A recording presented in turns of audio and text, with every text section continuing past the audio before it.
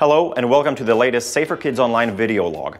I'm Robert Lipovsky and today we'll be talking about living in the real world versus the online world. Can you imagine a week without the internet or your mobile phone? Well, children can have an even harder time with such a challenge since they grow up with these two things as such an integral part of their everyday life. Where do you draw the line between a healthy use of the internet and an addiction? Experts argue that it's not so much about how much time the child spends on their device, but what that time is used for. It might be tricky to find the right limit, as even adults get defensive when told they're spending too much time on social networks. So what are the signals suggesting that your child is getting addicted? Number one, be careful if your child gets so immersed in the online world that they lose interest in real life.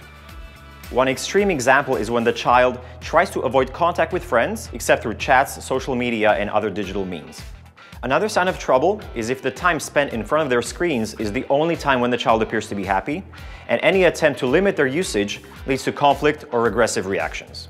You can use technology such as parental control apps to spot this problem in its early stages. There can also be implications for family life of the child. Living in the virtual world can create a divide between the child and their relatives and can also lead to difficulties in their social life outside home. While it's not the only factor to consider, increased time spent on social media can be a sign of a developing addiction. Of course, these aren't the only signals attentive parents should watch out for. So what can you do if your child is becoming difficult when the topic comes up?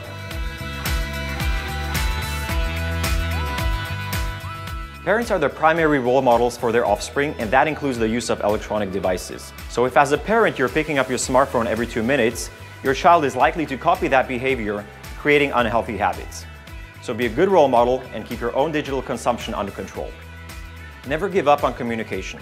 Talk to your child and guide them through the digital environment from day one. It's best to adopt a non-confrontational approach when talking to them about the issue. When the time comes and they ask for more independence, give it to them, but make it clear that you're available to discuss any issue, including potentially disturbing online behavior they might encounter. Build trust and understanding. These are the two essential factors that will ensure your child knows you're the person to turn to if anything bad happens. There's a wealth of good content on the internet. There's also a lot of things that children should not see.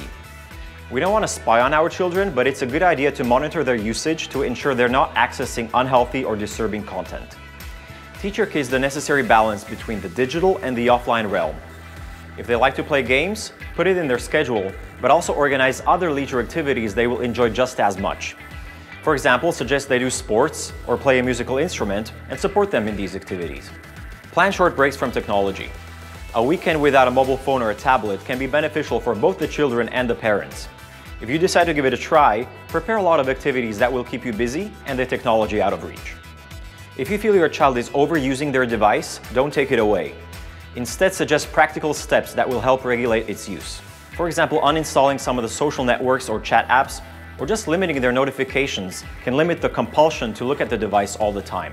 And last but not least, for a safe online experience, keep track of what your kids do with their devices.